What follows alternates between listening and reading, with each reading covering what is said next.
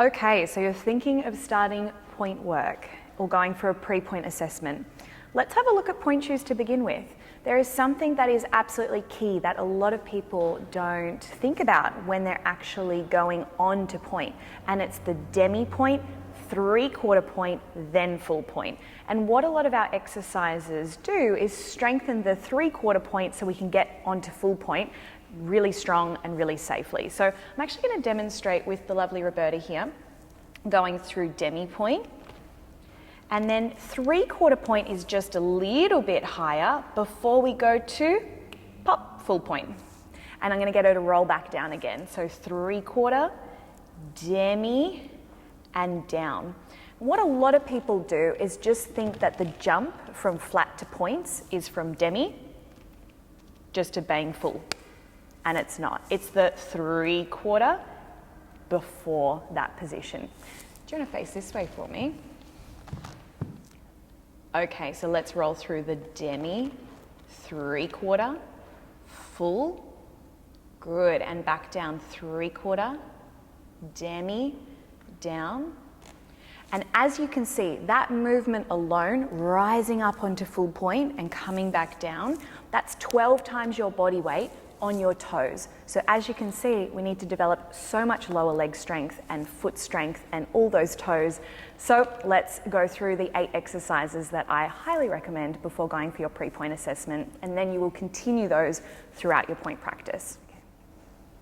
So these are my top 8 pre-point and the exercises you should continue doing when you start point work. And I have the lovely Roberta here who's going to model for me. Do you want to show your head? What we're going to first start off with is number 1, toe swapping. So with toe swapping, what you want to do is, let's start with the big toe. So what Roberta's going to do is actually keep her 1, 2, 3, 4 nice and flat to the floor, and she's going to lift up her big toe, and then she's going to swap, exactly as the name suggests, toe swapping, and swap, and swap, and swap, and swap. Sometimes your toes can get a bit confused, and it actually takes a second, and it actually can sometimes feel like it's getting worse, but keep at it. And then you would just switch to the other side. So big toe lifts, and then swap for the little toes, and swap to the big toe, and swap to the little toes, and swap to the big toe. And I always recommend everything is repeated by 10, easy number to remember, on each foot. So exercise number 2 is doming. Now this one's really hard to grasp at first. Watch carefully. I'll also give you a nice graphic. But from here, Roberta's going to keep her ankle and her foot in beautiful neutral alignment. She's going to try and keep her toes long to begin with and spread them out nice and wide. Now from here, she's going to draw them in like a suction cap, and you'll see the arch of her foot slightly lift, and then she releases back down and spreads out like webbed feet on the floor. Let's go again. And I think that's the easiest way to describe it, like a suction cap, and you can see her intrinsic muscles going and then releasing. Beautiful. Number 3 is big toe push-ups. Now, I think these are fun. Imagine the regular push-ups you do, but for your little toe. So what we're going to do is we're going to wrap this TheraBand around Roberta's big toe, and she's going to hold, you can actually do this seated, nice and tight, because you want some resistance for your big toe to press down. And then she releases. And then she presses down into the floor and release. Yes, so you can see her big toe pop up and then come back down. And then release, and then pressing down. And again, you probably want to repeat these 10 times on each foot, so you've got a nice number to work towards. And press. Let's go side on actually, just so everyone can see that. And pressing into the floor and release. And pressing into the floor and release. Beautiful. Now, number 4 is really similar to number 3. It's just toe push-ups. So instead of your big toe, we're going to wrap the TheraBand around the remaining toes. There we go. Good. And Roberta sits up nice and tall. And then from here, we keep the big toe pressed down into the ground. We lift the toes up and then press down into the ground. And then the toes pop up and press down into the ground. These are quite tricky exercises. They're really small and they're really simple, and you'll feel like you're sort of not doing much, but that's why people don't do them, but they are so good for you. And press. Let's do 2 more.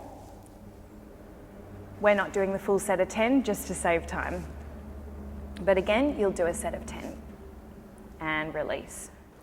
Okay, so number 5 is pointing into a ball. Now, I want you to imagine that I'm actually the wall, but for this demo, I'm just going to be the wall for you, Roberta, okay? But she would typically put this against the wall. So starting with a flexed foot, Roberta's going to work into her demi-point, into the soft Pilates ball, and then come back up. Now, if I'm the wall, I'm actually going to move a little bit further forward. That's it. And she presses down into the ball, working with beautiful straight alignment, and then coming back up. And you want to keep your toes really long, so long lengthened toes pressing into the ball, and then long lengthened toes as you recover. So you're not actually fully pointing the toes into the ball, you're actually just keeping the toes really long and lengthened, and then recover. And let's go 2 more. So long and lengthened toes, and recover. And 1 more. Beautiful. And again, this ball would be resting against a wall, so you can really push into it. Or if you've got a partner, they can do what I'm doing. Okay, so number 6 is all about ankle strength. And what I've asked Roberta to do is loop the TheraBand around her foot. And it's really important that you have both legs extended and slightly apart so that this foot can actually sickle. I know, sickle. Let it sickle. And then from here, Roberta's actually going to wing the foot and pull it away so it's not sickling anymore. She comes through a demi-point point, roundabout, that's it, try not to lose the TheraBand, back into the sickle, and then she comes back to that beautiful straight position. There we go, yeah. Okay, so you're going to do a couple without me this time. You can actually loop this if that helps, like that. Yeah, beautiful. So she's going to pull it into that sickled position and work against the TheraBand. This way, through demi, and around, and back. And I'm going to pull this right over your toes a little bit more. There we go. Off we go. And round wing, demi, point, back to sickle, and good. Let's do that 1 more time. And 1, 2, 3, 4. And that can feel really yucky going into the sickle, but I promise you it is really good for developing that ankle strength. Try keeping this leg in a beautiful alignment that's neutral, as with all the exercises. Beautiful. Nice. Good. There you go. I know, it's hard, isn't it? I'm going to keep that in.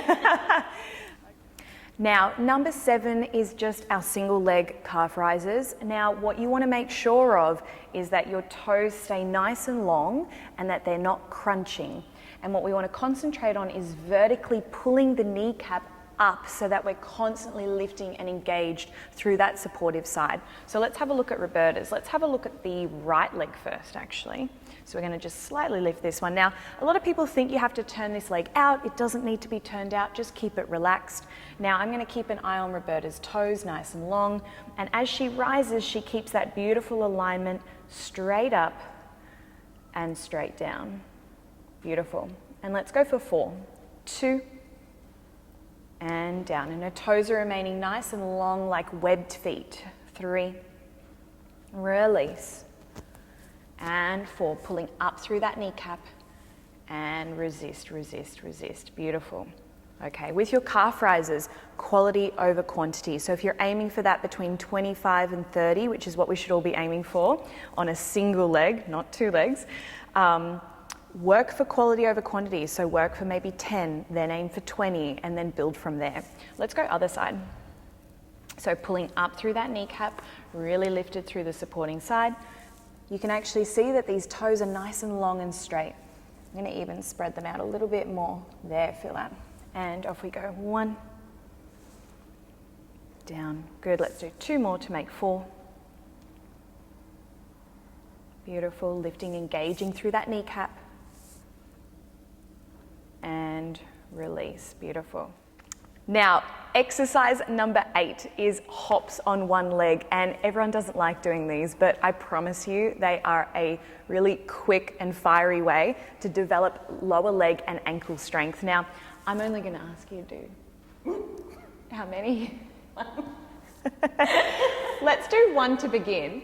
Let's do one to begin. So Roberta's going to show one hop on one leg, and the main thing we're looking for is that the underneath foot is fully stretched as it leaves the floor. Okay, you ready? Let's go. So let's go right foot. Beautiful, that's it, excellent. Let's try the other side. Beautiful, can we do that facing side on? I said we'd only do one. And go. Beautiful. And go the other side. Beautiful. Okay, so that's what you're aiming for. Now, ideally, what you want to do is go and 1, and 2, and 3, and 4, and 5, and 6, and 7, and 8. Yes? And then hopefully work towards 16. So all you need to complete these exercises is a small Pilates ball and a TheraBand. Now, TheraBands come in many different strengths. Don't get too hung up about it. Just pick a strength that's, relatively in the middle. I actually think this is a light one. It's actually ultra light. Yes? So don't get too hung up. I actually recommend not purchasing one that's super, super heavy, especially to begin with. But why do we have to do all these exercises? Well, if you want to do point work, it's a whole nother ball game. And we need to develop really strong foot intrinsics. We want to have really strong ankles and really strong calves. And just from the whole lower leg needs to be really conditioned in order to have successful point work practice. Thanks so much, Roberta.